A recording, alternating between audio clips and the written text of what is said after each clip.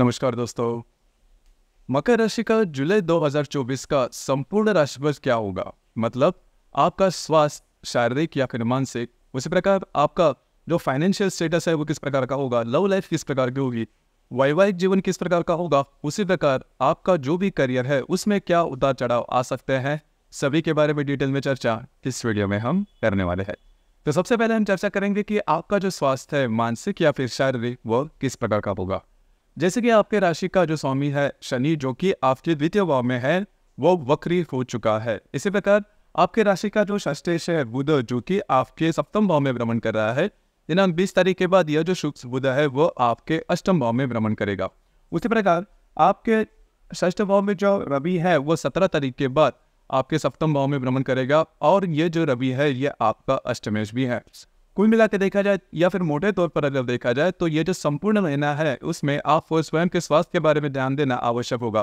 पिछले महीने में भी, मतलब जून के महीने में भी स्वास्थ्य से रिलेटेड छोटी मोटी तकलीफ आपने देखी होगी, तो यही जो बात है वह इस महीने में भी देखी जा सकती है। खास करके करीब 16-17 तारीख के बाद का समय है उसमें आपको थोड़ा ज्यादा ध्यान देना होगा। स्ट्रेस लेवल थोड़ा ज्यादा आ सकता है। किसी भी प्रकार के अगर कोई भी बात शारीरिक तौर पर अगर आपको दिखाई देती है तो तुरंत डॉक्टरी इलाज करना बहुत ही ज़्यादा आवश्यक होगा। इसके बाद हम चर्चा करेंगे कि आपका जो आर्थिक स्तर है वो किस प्रकार का होगा। जैसे कि आपके राशि का जो धनेश है शनि, जो आपके धन भाव में है और वक्री हो चुका है, उस प्रकार आपके राशि का जो पंचमेश है शुक्र, जो कि आपके राशि के लिए सबसे महत्वपूर्ण ग्रह कहलाता है, इसे राज्योकारक ग्रह भी कहते हैं। शुक्र जो है वो काफ़ी मायने रखता है आपकी राशि के लिए। अब ये जो शुक्र है, ये शुक्र आपके षष्ठ भाव में भ्रमण कर रहा है और दिनांक 7 तारीख के बाद यह जो शुक्र है वो आपके सप्तम भाव में भ्रमण करेगा। उसी प्रकार आपके सप्तम भाव में, आपके पंचम भाव में मंगल भी आ रहा है करीबन 13 तारीख के बाद। उसी प्रकार आपके राशि का जो अष्टमेश है रवि, जो कि आपके षष्ठ भाव में भ्रमण कर रहा है, दिनांक 17 तारीख के बाद ये आपके अष्टम भाव में भ्रमण करेगा, आपके सप्तम भाव में भ्रमण करेगा। उसी प्रकार जो मंगल, जो कि आपके चतुर्थ भाव में है, 13 तारीख के बाद आपके पंचम भाव में भ्रमण करेगा। तो 2, 5, 8, 11 इस स्थान के जो अधिपति है वो आपके लिए इस महीने में काफी ज्यादा फेवरेबल होने वाले हैं। तो पिछले महीने की अगर आप तुलना करते हो तो इस महीने में आपका जो आपका फाइनेंशियल स्टेटस है, आर्थिक स्तर है, वो काफी अच्छा देखा जाएगा। और आपकी जो राशि है, फाइनेंस के बारे में ज्यादा कुछ बोलने की जरूरत नहीं है, क्योंकि आपकी राशि को पता है कि पैसे जो है वो किस तरह से अर्न करना है, क्योंकि काफी ज्यादा मेहनती आपकी राशि है। किस तरह से अर्न करने हैं, कमाने हैं, किस तरह से बचत करनी है, किस तरह से इन्वेस्ट करने हैं, वो आपके राशि के लिए काफ़ी अच्छे तरह से आपको मालूमात होती है।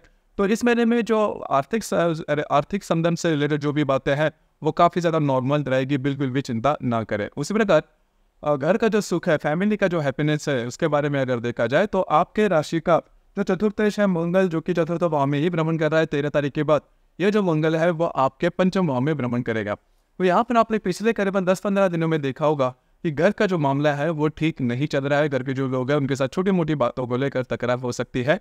हालांकि 15-16 तारीख के बाद ये जो बातें हैं वो काफ़ी नॉर्मल हो जाएगी। उसी प्रकार यदि भी कोई प्रॉब्लम कॉम्प्लिकेशन आता है तो उसका सीधा सीधा असर आपके जो दैनिक जीवन है उस पर नहीं होगा, तो बिल्कुल भी चिंता न करें। लेकिन वास्तु से रिलेटेड कोई भी अगर आपको काम करना है, मतलब नई वास्तु लेनी है, वास्तु बेचनी है, रिनोवेट करनी है, या फिर उससे रिलेटेड कोई भी उपाय करना है, तो इस महीने के करीबन 12-13 तारीख तक का जो समय है वह आपके लिए बहुत ही ज़्यादा शुभ फलदायी साबित होगा।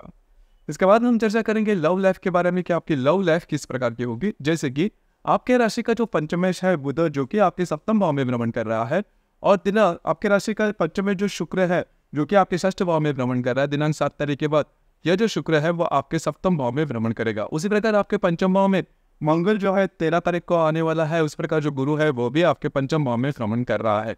कुल मिला के देखा जाए या फिर मोटे तौर पर यदि देखा जाए, यदि आप किसी के रिलेशनशिप में, तो जो रिलेशनशिप है वो काफ़ी अच्छी देखी जाएगी। करीबन 15-16 तारीख के बाद का जो समय है उसमें तो मैं छोटी मोटी बातों को लेकर हो सकती है। लेकिन पंचम भाव में जो विराजमान गुरु है वो आपके लिए बहुत ही ज़्यादा सुफलदायी साबित होगा। अगर आपको नई रिलेशनशिप बनानी है तो भी ये जो समय है वो आपके लिए काफ़ी ज़्यादा सुफलदायी साबित होगा। अगर आप शेयर मार्केट में ट्रेड करते हो तो ये जो महीना है यह भी आपके लिए शुभ फलदायी साबित होगा। उसी प्रकार जो गर्भवती महिला है उन्होंने सिर्फ थोड़ा सा 15 तारीख के बाद स्वास्थ्य के बारे में थोड़ा ध्यान देना होगा। हालांकि जो बातें हैं वो काफ़ी एक्सट्रीम पर नहीं जाएगी, लेकिन छोटी मोटी तकलीफें सामने आ सकती है। आपको थोड़ा सा चौकन्ना रहना होगा। जो विद्यार्थी वर्ग है उनके लिए ये जो संपूर्ण महीना है वो बहुत ही ज़्यादा शुभ फलदायी साबित होगा, बिल्कुल भी चिंता ना करें। उस प्रकार वैवाहिक जीवन के बारे में अगर कहा जाए तो आपके सप्तम भाव में जो अष्टमेश है रवि षष्ठ भाव से आपके सप्तम भाव में आएगा। उसी प्रकार जो शुक्र जो कि आपके षष्ठ भाव में है 7 तारीख के बाद आपके सप्तम भाव में आएगा, और जो बुध आपके सप्तम भाव में ही भ्रमण कर रहा है 20 तारीख के बाद, यह आपके अष्टम भाव में भ्रमण करेगा। तो यहाँ पर 2-3 बातें हैं जिस पर ध्यान देना आवश्यक है। आपके जो वैवाहिक जोड़ीदार है उनके साथ छोटी मोटी बातों को लेकर तकलीफ हो सकती है।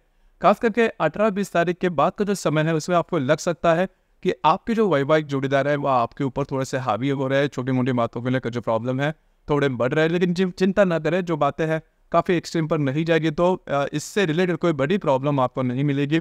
उसी प्रकार जो व्यक्ति विवाह करना चाहते हैं, खास करके मकर राशि के जो व्यक्ति पुरुष हो या स्त्री विवाह करना चाहते हैं, उनके लिए जो संपूर्ण समय है वो काफ़ी ज़्यादा शुभदायी साबित होगा। आपके जो विवाह एंगेजमेंट होना, प्रत्यक्ष रूप में विवाह होना, इस प्रकार की जो बातें हैं वो हो सकती है। तो विवाह के लिए ये जो समय है वो आपके लिए शुभदायी साबित होगा। उसी प्रकार आपका जो भी करियर है उससे रिलेटेड अगर देखा जाए तो आपका जो कर्मेश है शुक्र, जो कि आपके षष्ठ भाव में भ्रमण कर रहा है 7 तारीख के बाद, यह जो शुक्र है वह आपके सप्तम भाव में भ्रमण करेगा। तो पिछले करीबन 10-12 दिन में, करीबन 12-15 दिन में आपने देखा होगा कि जो भी आपका कार्य क्षेत्र वहाँ पर के जो लोग होंगे या फिर वरिष्ठ होंगे, उनके साथ छोटी मोटी बातों को लेकर जो प्रॉब्लम है वो थोड़ी बढ़ रही है। छोटी मोटी बातें आपने देखी होगी, या फिर उनके साथ उनसे थोड़ी सी डिटैचमेंट भी आपने देखी होगी।